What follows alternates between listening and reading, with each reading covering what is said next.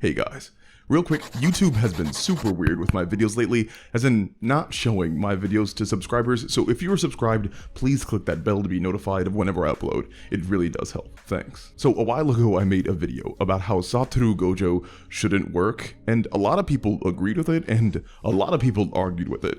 And so naturally, I couldn't just make a video about our pretty boy in white hair that we all love, I also had to make a video about the bloodthirsty villain we all love. Again, I need no excuse to talk about great writing and great characters, and Jujutsu Kaisen is chock full of both.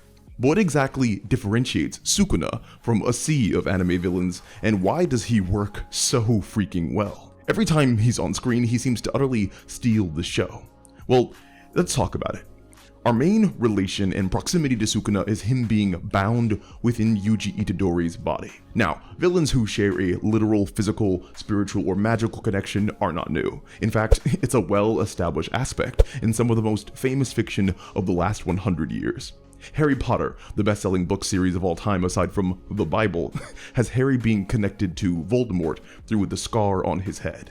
If we wanted to go back even further, Smeagol and Gollum share an intertwined body, and some could even argue that the Lord of the Rings used this narrative technique by connecting our heroes to Sauron by way of the One Ring. If you want to go back even older, Robert Louis Stevenson wrote a little-known book in the late 1800s called Dr. Jekyll and Mr. Hyde, where a good man struggles against the evil shared within his own body. The Hulk is the new age Dr. Jekyll and Mr. Hyde, and Peter Parker battles against himself during his fusion with the symbiote. And of course, there are analogies in anime as well. Bleach sees Ichigo spiritually connected to his hollow side that sometimes takes control of his body, and then even further reveals a spiritual connection to Juha, the main villain of the final arc. Fullmetal Alchemist Brotherhood sees Ling share a body with the homunculus Greed. But in all of fiction, there's probably no better analogy for Yuji and Sukuna's situation than Naruto. As we all surely know, Naruto houses the nine-tailed fox within his body and had to fight for control over himself as it constantly tried to escape.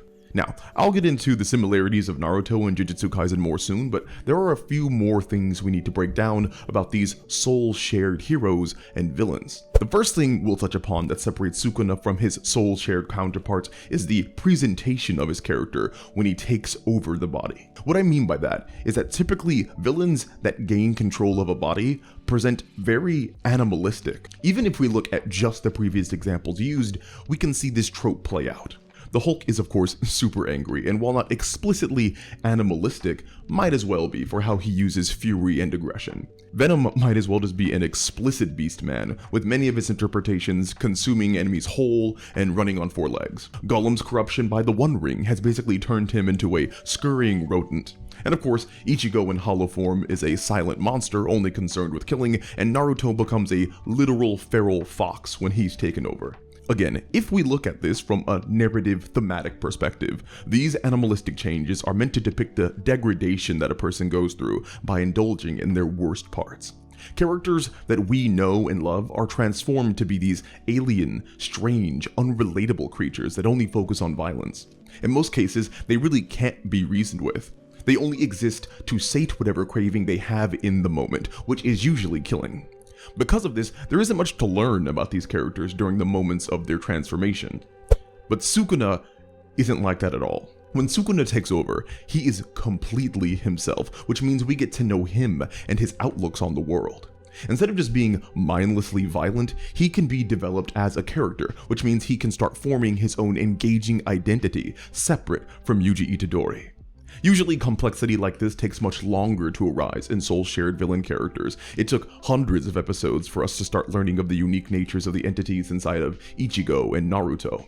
But JJK made it a point that Sukuna was his very own person from the very beginning, and that purposeful narrative choice allowed his character identity and therefore our interest in him to be fast-tracked.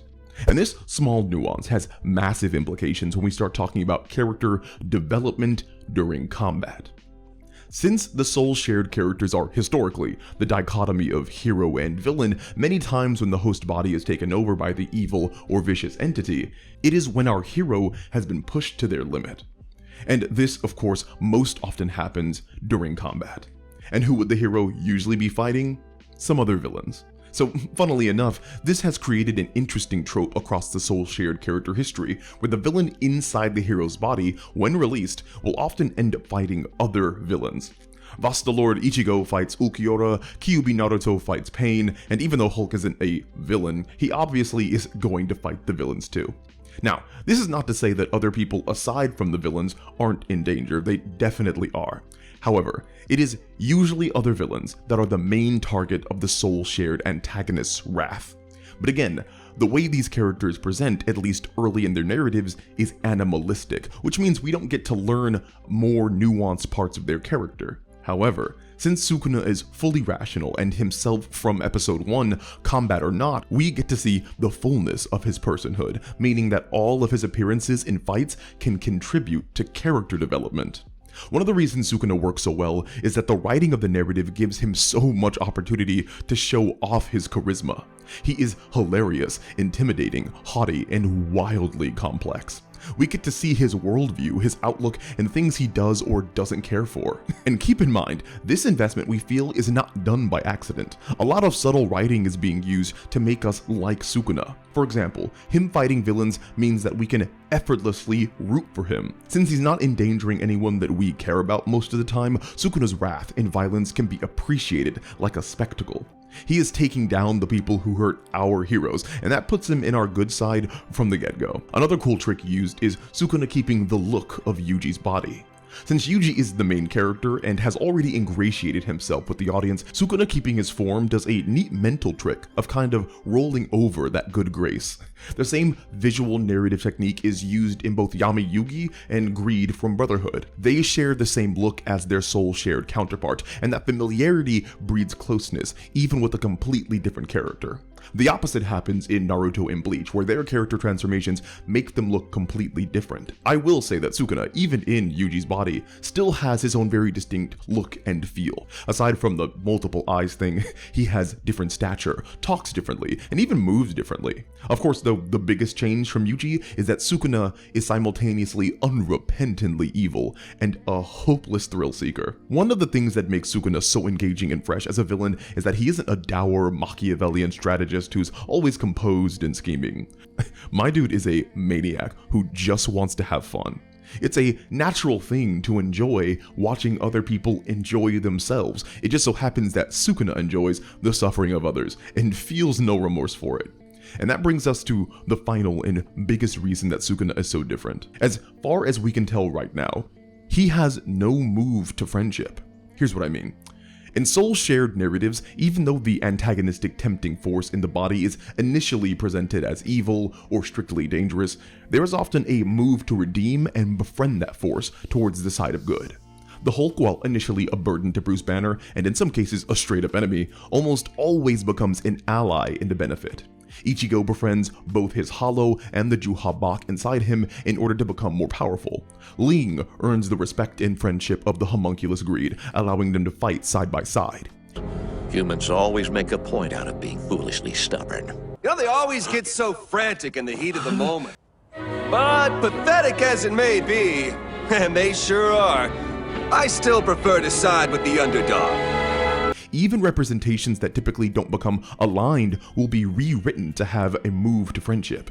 In the League of Extraordinary Gentlemen, Mr. Hyde becomes a trusted and valued member of the team once Jekyll learns how to live with him. Venom befriends Eddie Brock to coexist as an anti-hero.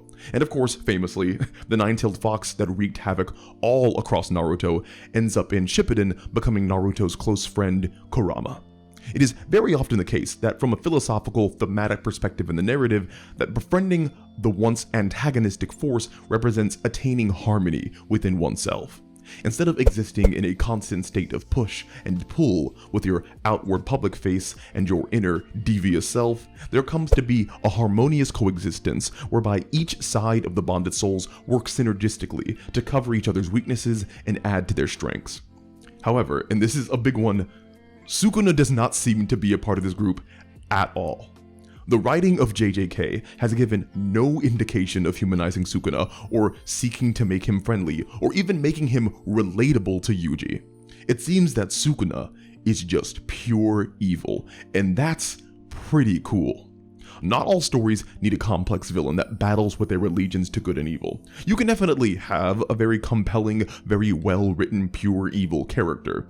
The key, though, is to still make a pure evil character complex, and Sukuna is definitely complex. But the paradoxical thing is that Sukuna's complexity comes from the fact that he's just super simple. He doesn't seem to have a plan, at least not in the early parts of the narrative for us anime-only watchers. He seems to just be evil. In fact, he's so evil that he seems above villainy.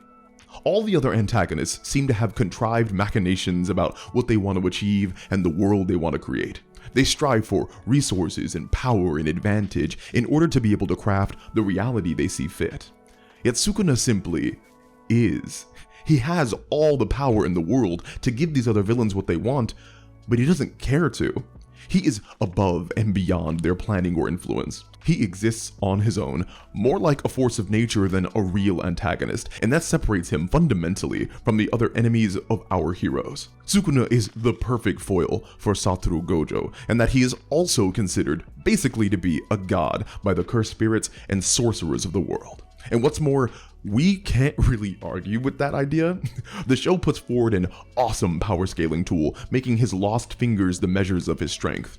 This not only means we get to witness Sukuna stronger and stronger over the course of the series, which draws us in, we get to wonder what the limits of his powers even are. In the same way Gojo pretty much breaks all the rules his enemies have constructed for him, Sukuna does the same by becoming ever more godlike.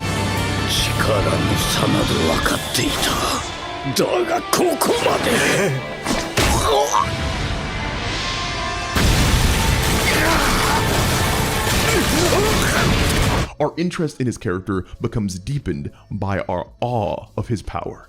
He has only ever been threatened in battle once, and that was by Gojo himself. Everyone else has either bored him or amused him. And it's all these enigmatic pieces of his character, the sophistication, the refusal to be friendly, the villain above villainy, that makes him work so dang well.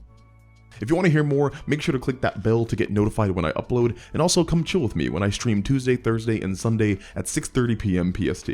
If you want to hire me as your editor, or want a coaching phone call so I can edit your story, head on over to my website, link in the description, and we can chat a bit. As always, it was a pleasure, and I will talk to you all again soon.